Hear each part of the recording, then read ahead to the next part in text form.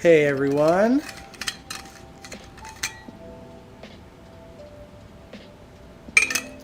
Welcome, welcome. Coming at you on a Monday again. Huh.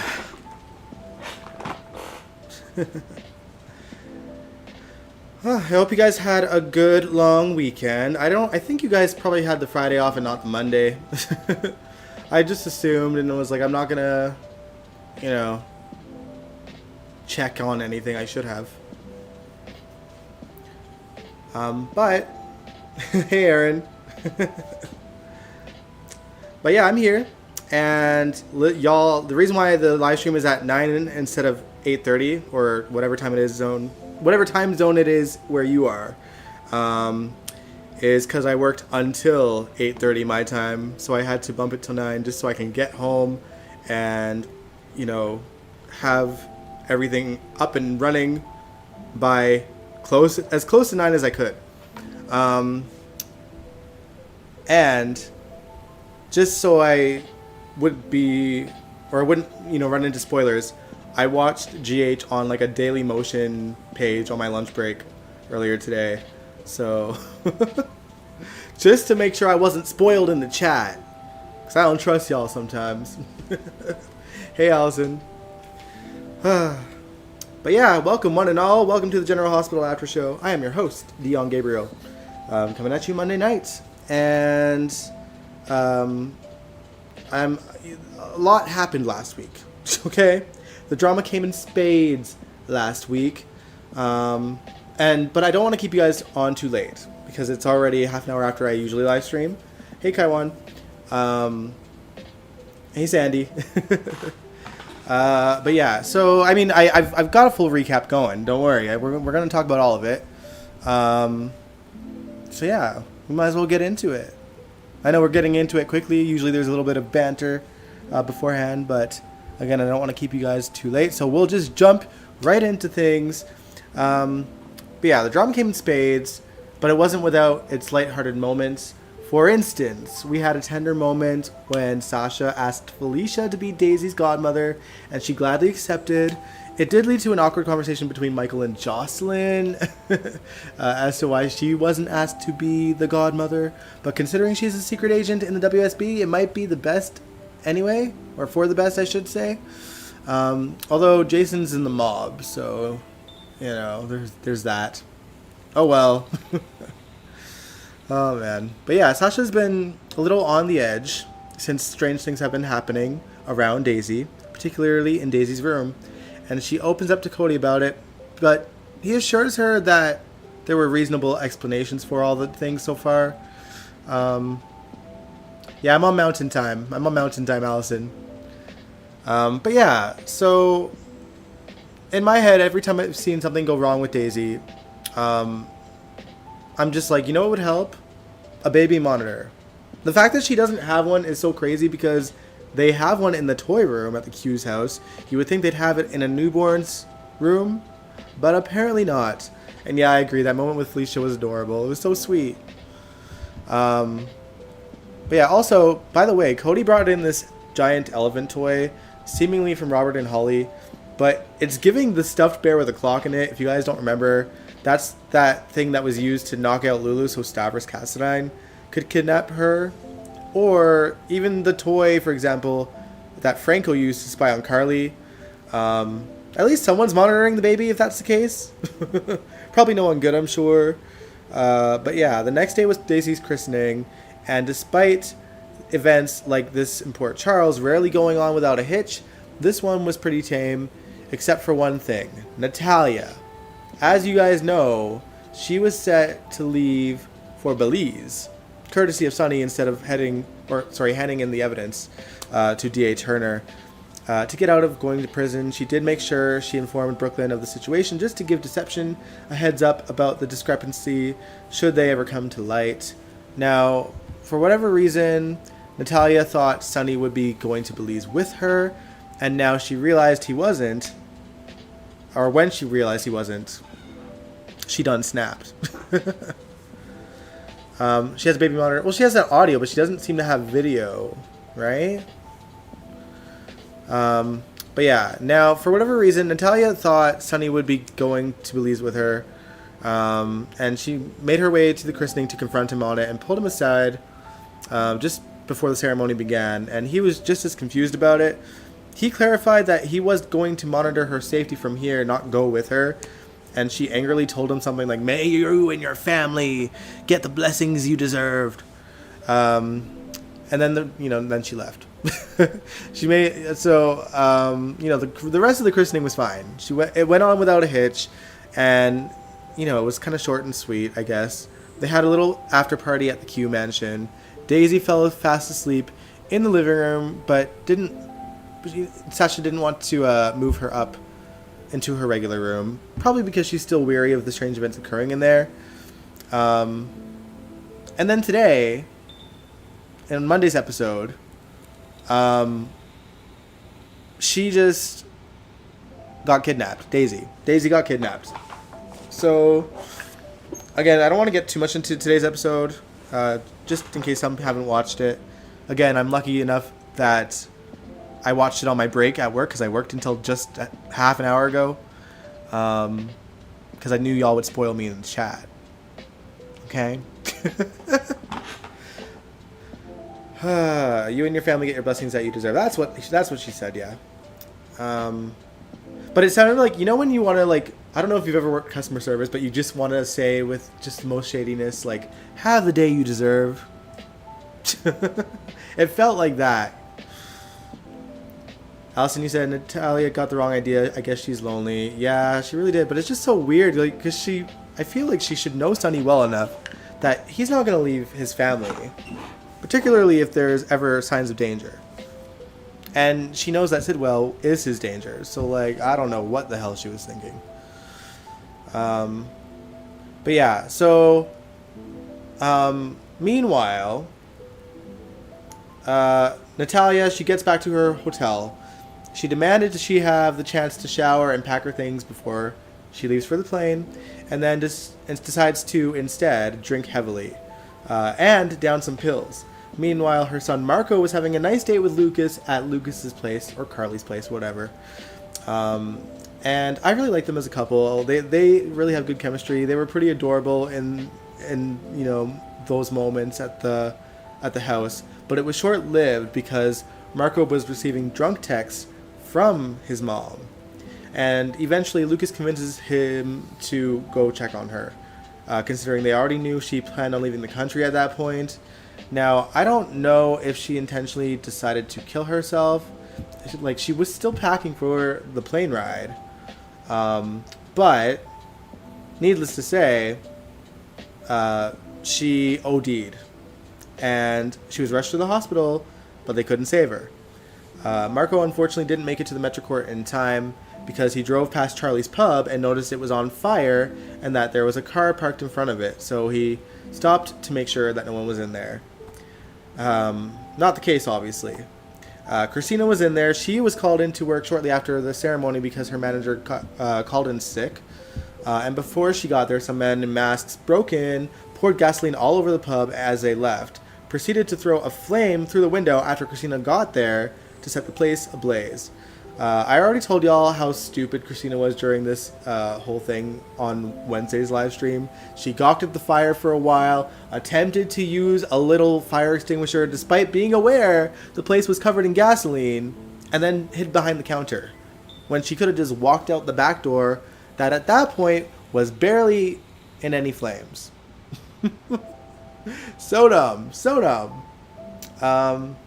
But yeah, so thankfully Marco was quick on his feet and got her out of there. Molly and Michael both found out there was a fire at Charlie's and were aware that Christina was there. Molly was terrified. Cody drove her there. She was relieved to see Christina was alright. Michael, on the other hand, he was pretty shaken up. He started having PTSD moments, flashback moments from when he was burnt to a crisp. And there was a stunt double there, so they could use those flashbacks because we never saw his face when it happened. But yeah, he also has a conversation with Sasha about being shaken up, and it turns out he's actually also still taking pain meds to help with the leftover nerve damage. and residual pains. So I guess he's not as healed as he, made himself out to be. Which honestly I'm kind of relieved at, because it wasn't to me realistic that he was gone for just a few months and was fully healed. Like, that seemed nuts to me. Now, back to Charlie's Pub. Even so, what was I going to say? Sorry guys, I'm so tired today, y'all.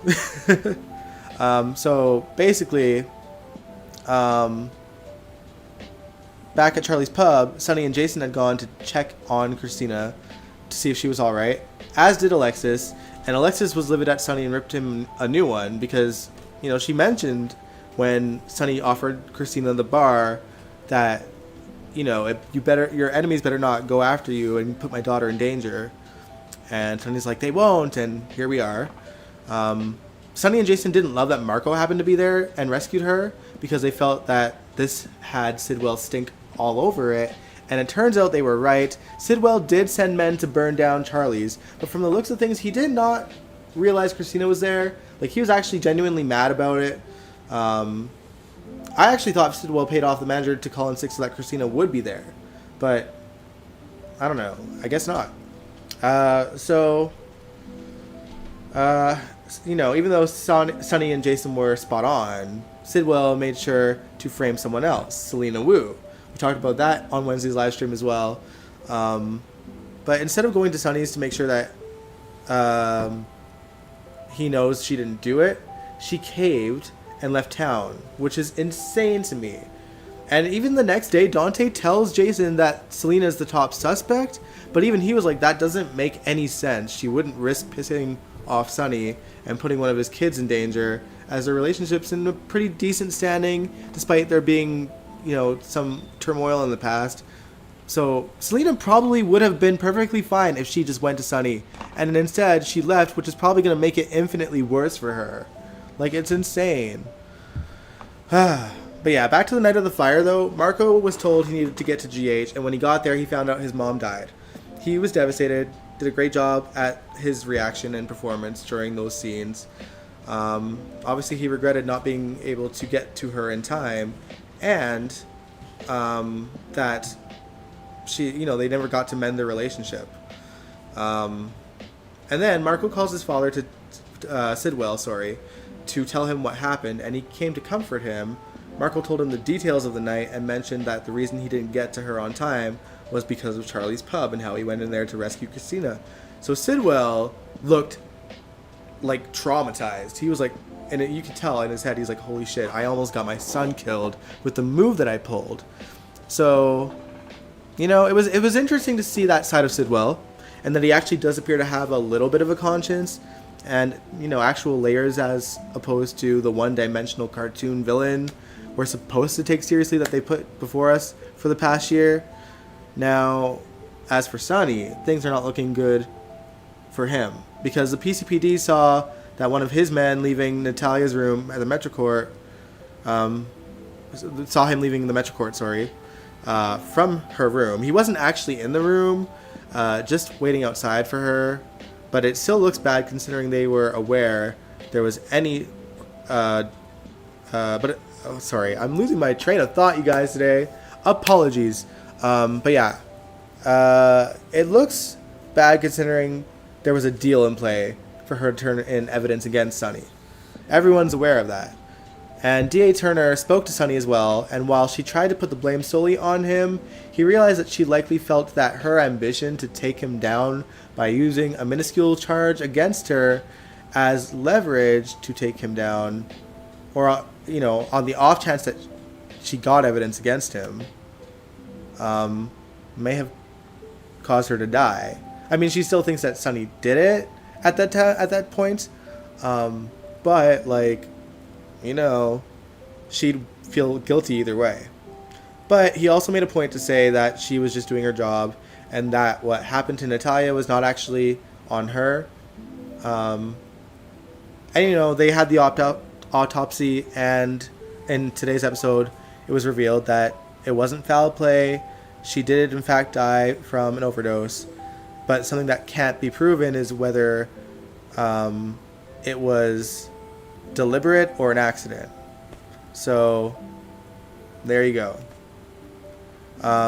But of course, Drew's lackey, whose name always escapes me, and I'm sorry about that, but he was mad about it today. We'll get into that next week, y'all. Next weekend. But going back to last week, Brooklyn set up a meeting with Maxie and Tracy to inform them on the potential dirty money put in deception so they could figure out their next move, because Natalia, before kicking the bucket, told Brooklyn about it. So yeah, they basically... Oh, also, Maxie was temporarily recast for the scenes. I think she's probably likely back right away. I think, I don't know what happened, but I'm sure she'll be back real soon. Ezra Boyle, thank you, Aaron. And sorry that I'm missing your guys' chat. I just don't want you to keep you guys on for super long tonight. But I'll go back and read it in a sec. But yeah, Tracy's livid, obviously, but she was more concerned for Gio. Between the fire and Natalia's death, she wants him away from Sonny more than ever, and tries to convince him to stay away from him. And in today's episode, he actually asks Carly about Sonny and what the real truth is, and you know, she basically says, you know, there's two sides to Sonny, and I can't say for certain that you will never be in danger because there's no guarantees. But Carly also mentions that, you know, Michael and Dante both have had issues with Sonny and they both came back. So he's going to talk to either Dante or Michael. My bet is he'll probably talk to Michael first, but I'm sure he's going to have to go with Dante because, you know, Dante had a real reason to not want anything to do with his father, because Dante got shot point blank by Sonny back in the day. So, you know, that should give him food for thought, because I don't think he knows that about him yet.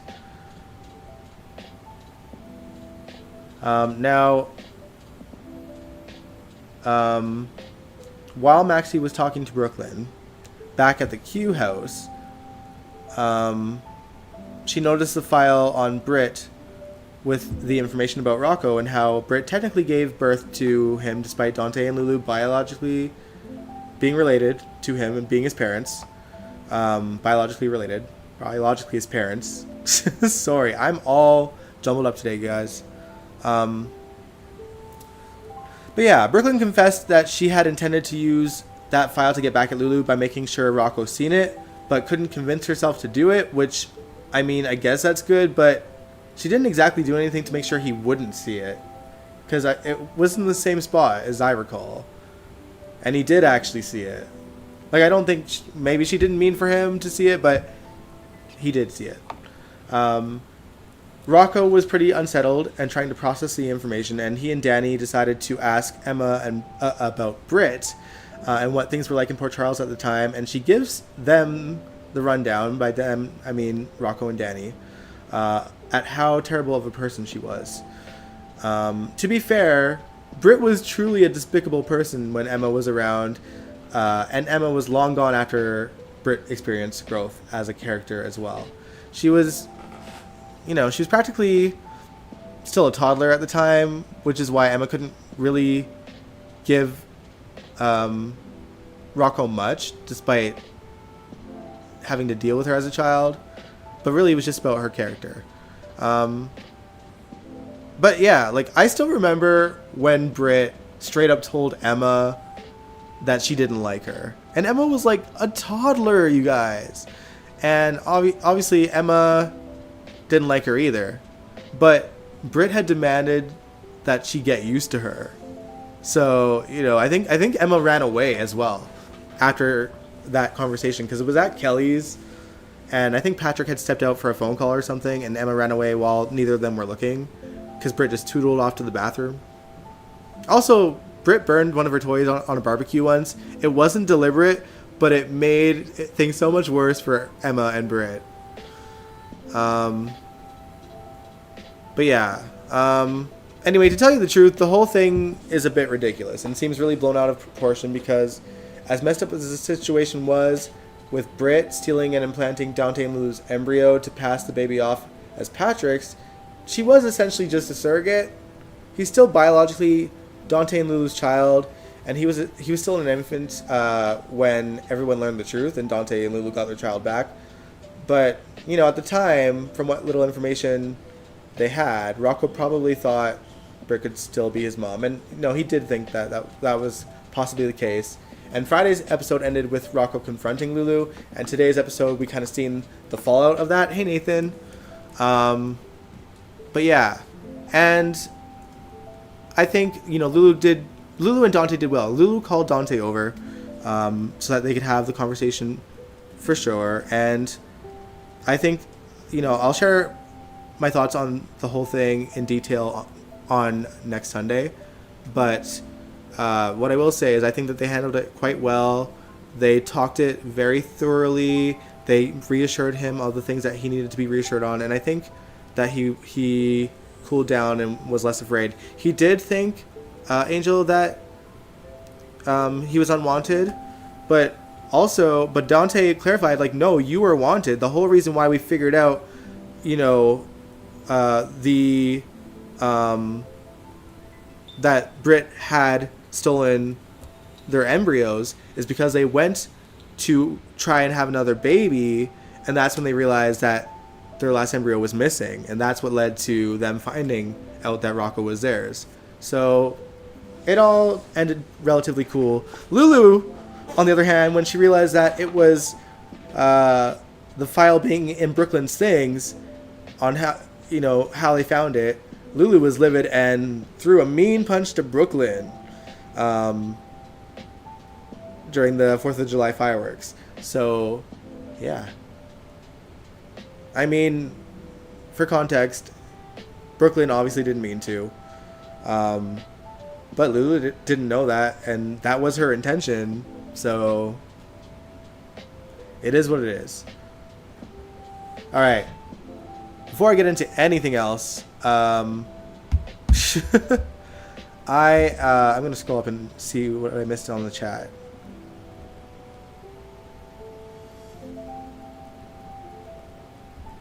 I'm not going to scroll too far, so sorry if I missed some of your stuff. Alcine, you said no scars, how? Must be nice to be ultra rich about Michael. True. Kaiwan, you had said that you're trying to... you think they're trying to turn Marco into Johnny Zakara. I mean, yeah, today's episode, Marco is hell-bent on revenge on Sonny, and Sidwell is definitely going to take advantage of that.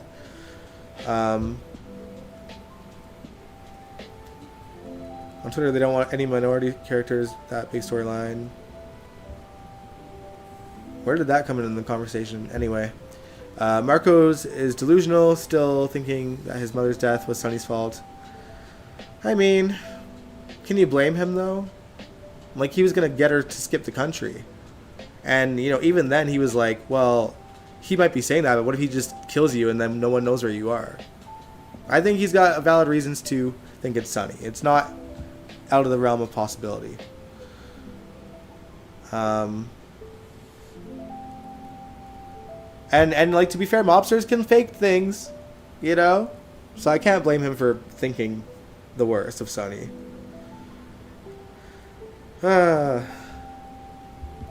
Allison, you said that Ezra's a sleazy jerk. I agree. Congressman Ketamine's guy. Exactly.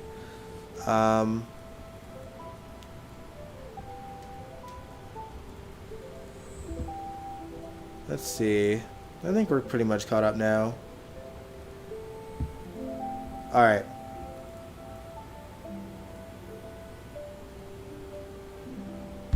But yeah, anyway. Trying to think of other things that happened last week. Portia being petty and getting Jordan to walk in on Curtis and Portia making out. And Curtis was mad that he manipulated her. But I love that during those scenes, Portia commented on his hypocrisy. Curtis needed to be told that by someone, and I'm glad that Portia did it, even though I think that what she did was petty. Other things that happened, Kai kept Trina in the dark about telling Drew, or basically selling her parents into the river. So that's not going to bode well for him in the near future, probably. And then Laura and Lulu talked about the need for cutting ties with Sunny, with the mob violence escalating. Laura asked Sunny what he knew about the violence. And then in today's episode, they kind of talk more about it. But, of course, Ezra Boyle interrupted with, shining his flashlight and filming them again. Ridiculous stuff. And then also Willow, she was at the pool. Wiley and Michael were there. He hadn't noticed her yet, and Michael tried to get her to leave, and she refused and stuck around so that Wiley would see her, so that Michael would be forced to have them interact. Michael will probably utilize that during the visitation and custody hearing that happens, I think in August, is what Willow said to Michael. And truly, I think that Willow kidnapped Daisy. Just throwing it out there. We didn't see her today. We know that Drew is out of town for the 4th of July. And, we don't know her whereabouts. And I truly don't think that it's a red herring. I really don't. Allison, you said Kai will be gone by Christmas. If not sooner.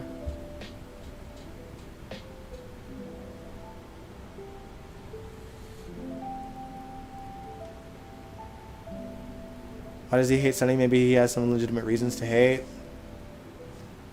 I mean, everyone has reasons to hate Sunny, but he's really just doing this to basically ruin Laura's image by trying to get them to hug, or trying to capture them hugging every chance they get, even though they have family in common.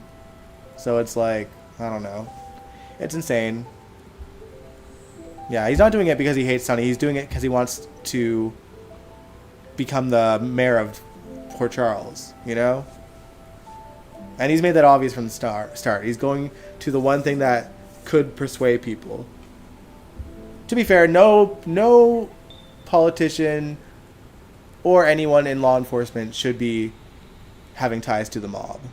Laura really should disassociate herself from Sunny, but she's stubborn. That's just who Laura is.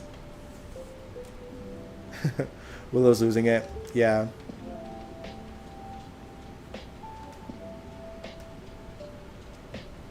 So you think Michael kidnapped Daisy, Kaiwan?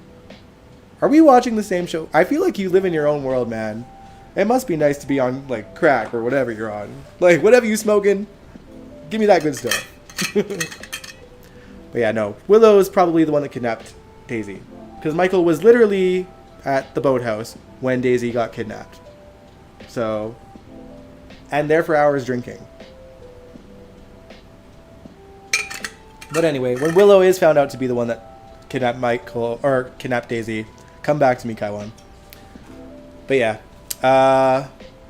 PC is all tied to the mob, sadly.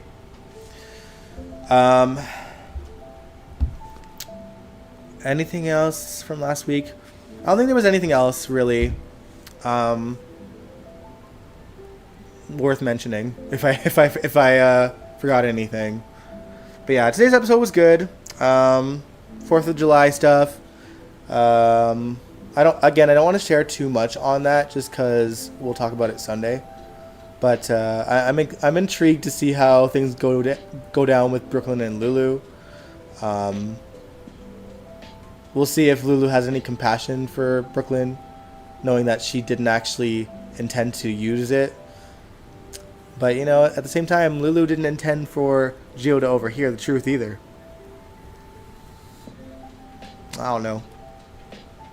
Angel said they have horrible security at the Quartermains. See, once Alice left, they just haven't had, good help. I mean, what's his name? Terry's boyfriend, I think, is the bodyguard there. But where was he? Maybe he was with Terry celebrating the 4th of July.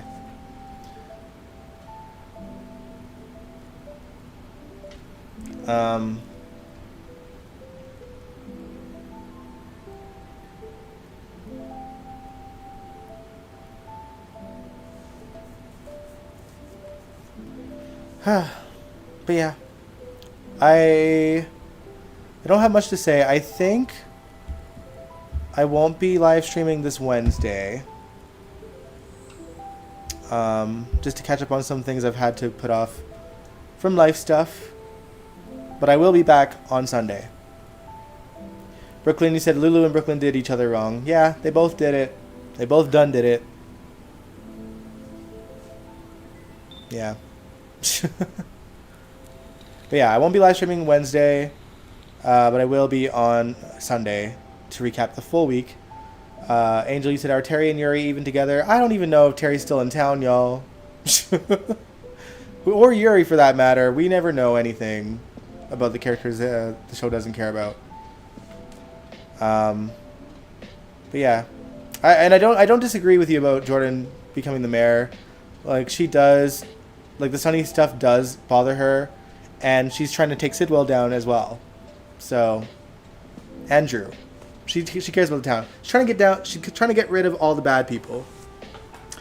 And Sidwell's in bed with Drew and Ezra Boyle. So there you have it. Jordan should get rid of all of them, and then they should really focus on non-mobster villains and just like have the good guys win against the bad guys. You know. Angel, you said we went a whole Pride Month without seeing them. Yeah, that was BS. That was BS. Sad days, sad days. But anyway, again, I sorry for keeping it short and sweet. I just didn't want to keep you guys on too late. But yeah, I will see you guys next Sunday. Enjoy your week.